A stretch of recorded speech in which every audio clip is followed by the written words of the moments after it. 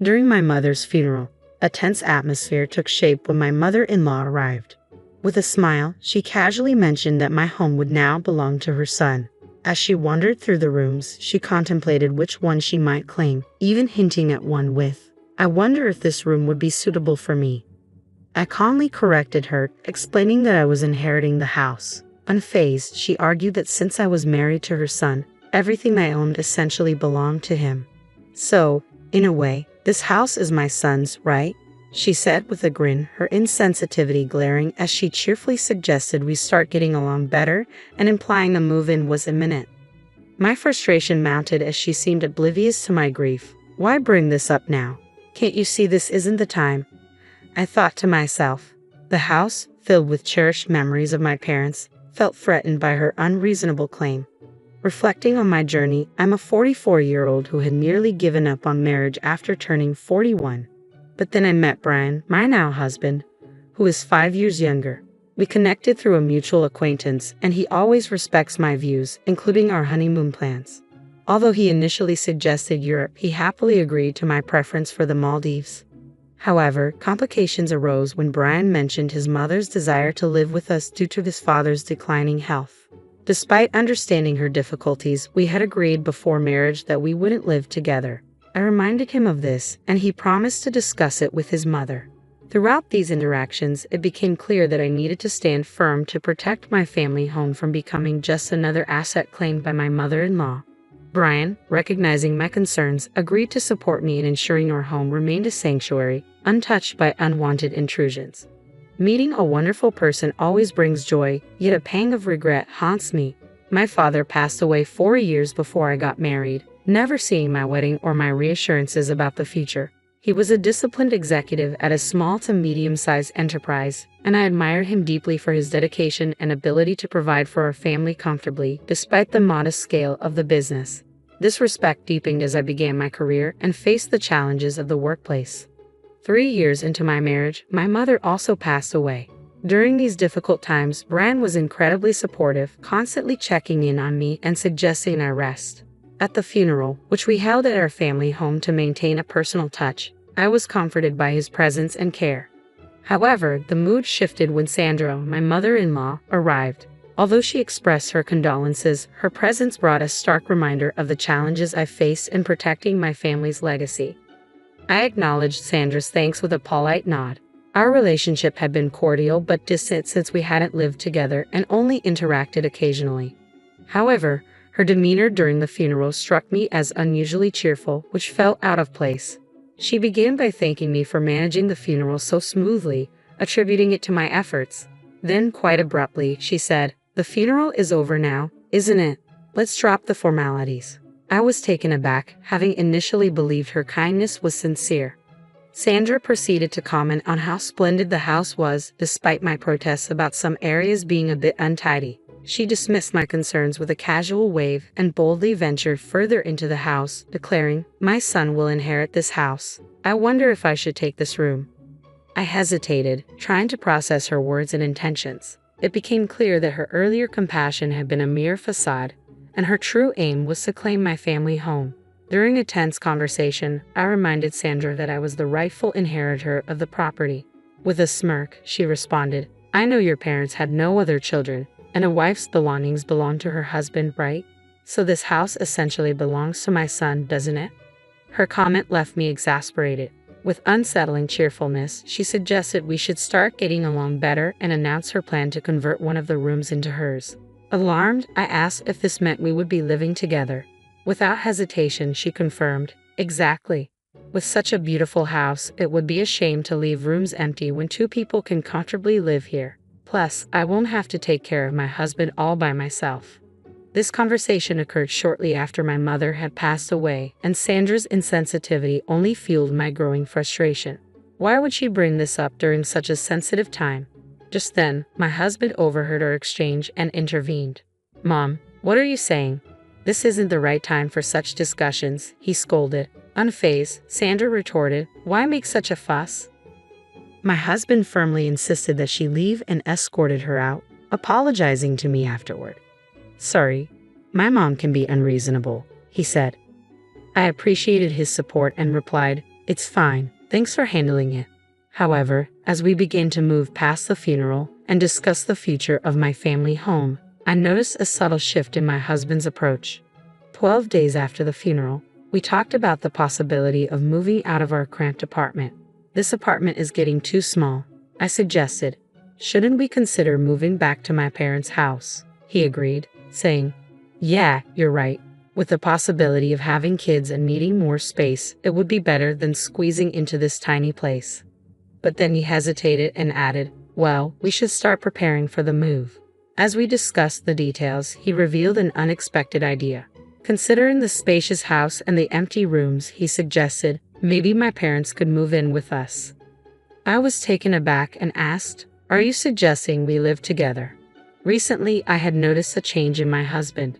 Despite previously valuing my opinions, I began to question if he was merely agreeing with me without fully considering the implications or if he was being unduly influenced by his mother's wishes. His readiness to accommodate her ideas was becoming increasingly apparent, challenging my perception of him as a supportive partner. The suggestion to live together made me doubt his genuine stance on the matter. Despite my clear objections to cohabitation, he seemed to waver, often siding with his mother. Haven't I made it clear that we won't live together? I reminded him frequently. His usual response was, but Mom keeps insisting. I reminded him of how he had stood up to his mother at the funeral, confronting her about her inappropriate behavior. You were opposed to living together then, weren't you? I challenged. He conceded, yes, I was upset about her barging in. But that doesn't mean I'm entirely against the idea of living together. I just didn't think such a crucial decision should be made hastily at the funeral. Though he had seemed to agree with my stance initially, it was becoming clear that his inclinations might align more with his mother. Moreover, he appeared to avoid making definitive decisions, possibly believing that staying neutral would absolve him of having to choose sides. This was frustrating. I was firmly against the idea of living with someone who intruded into my parents' house during the funeral and presumed to claim a room. Please make sure your mother understands this, I insisted. Reluctantly, he replied, why are you so bothered by it? Fine, I'll let her know. My perspective on living with my in-laws had shifted dramatically after witnessing my mother-in-law's behavior at my mother's funeral. The idea of sharing the home my father had built, a place filled with cherished memories, with her was now unthinkable. This frustration was compounded by my husband's lack of firmness in communicating my stance on cohabitation. When my mother-in-law directly challenged me, she asked, why are you opposing living together in such a spacious house? You're Brian's wife now, and his father and I are practically your parents too. Why such strong opposition? I reiterated my refusal to cohabitate, explaining the challenges I faced managing alone and mentioning my husband's mobility issues. She accused me of abandoning them, to which I reminded her of the practical reasons we had discussed before. Despite my sympathy for my father-in-law's health, the thought of being overwhelmed by additional responsibilities if we lived together loomed large. I made it clear that if cohabitation were ever to be considered, a significant improvement in both my husband's and mother-in-law's attitudes toward my needs and boundaries would be non-negotiable. A few days after my mother-in-law had called me heartless, I was surprised to see my husband rearranging our living room. Curious, I asked, what are you doing? Is this for storing moving boxes? He replied, no, I'm planning to make space for 2 beds. The mention of 2 beds immediately filled me with dread. Cautiously, I inquired, are your parents coming to stay? To my dismay, he said, no, they're moving in today. The news hit me hard. Despite my clear objections, it seemed my husband and mother-in-law had decided on cohabitation without my consent.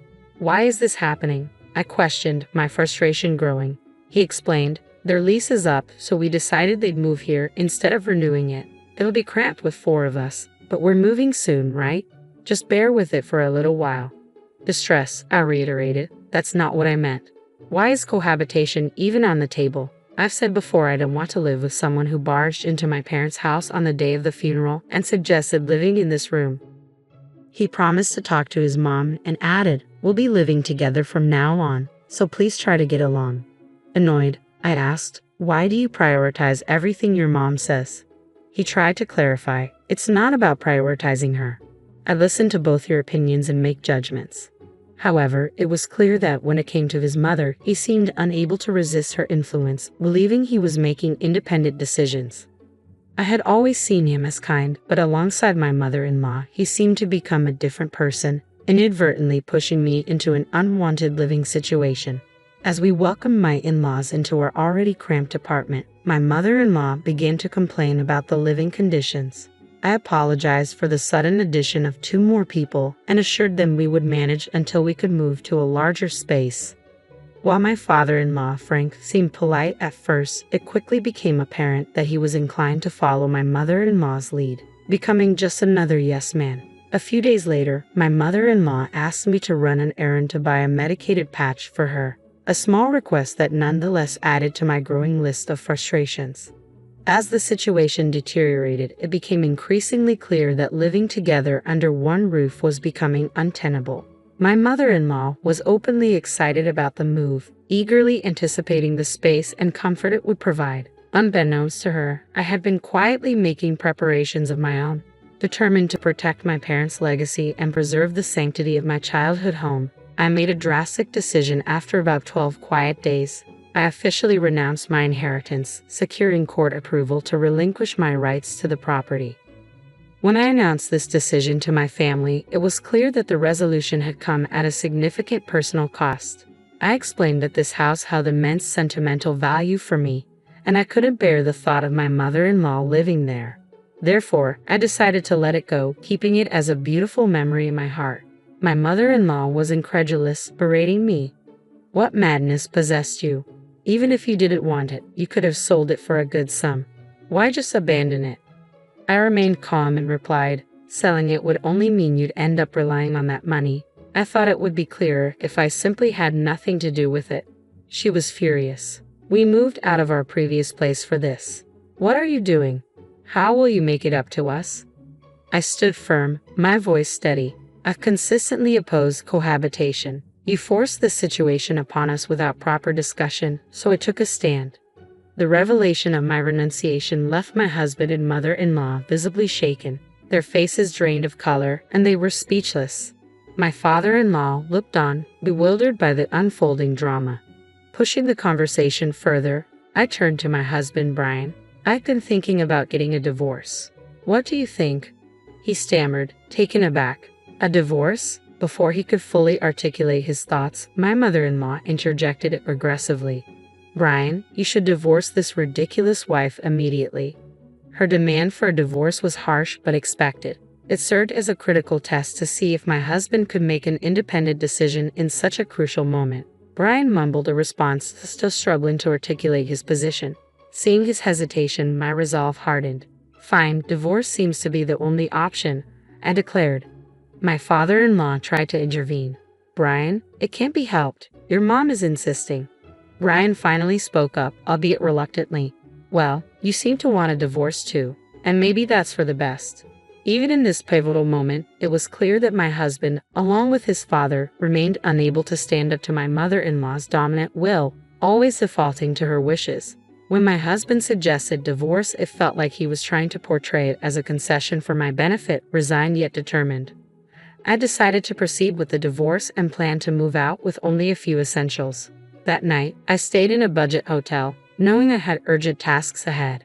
The following day, I took a half day from work to return to the courthouse and handle the necessary paperwork. A few days later, my mother-in-law called, clearly agitated.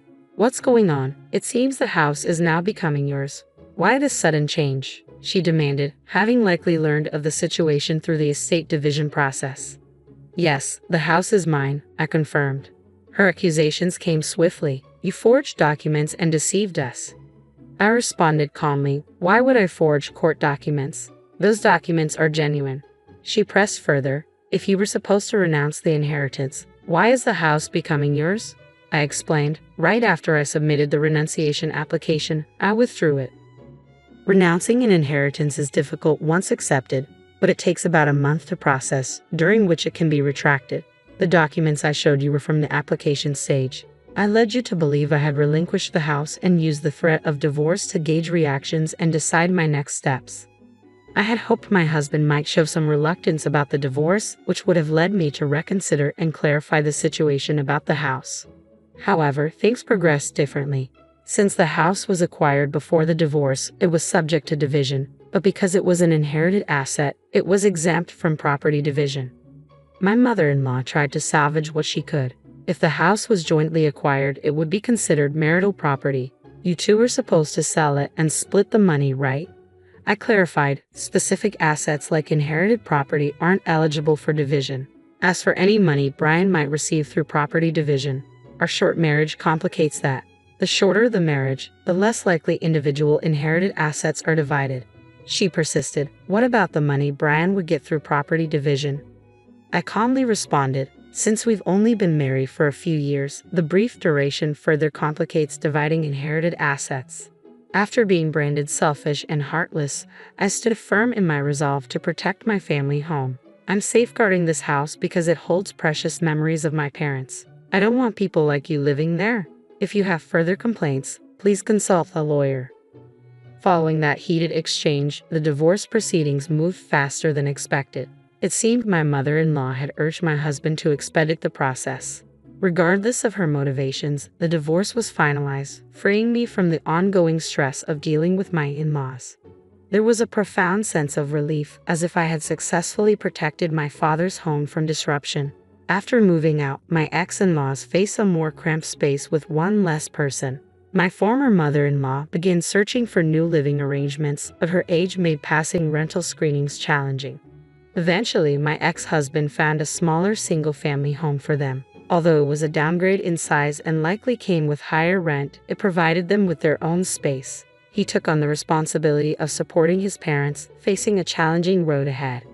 Initially thrilled by the prospect of moving into the large house left by my father, my former mother-in-law had to settle for a considerably smaller and different reality, a disappointing turn of events for her.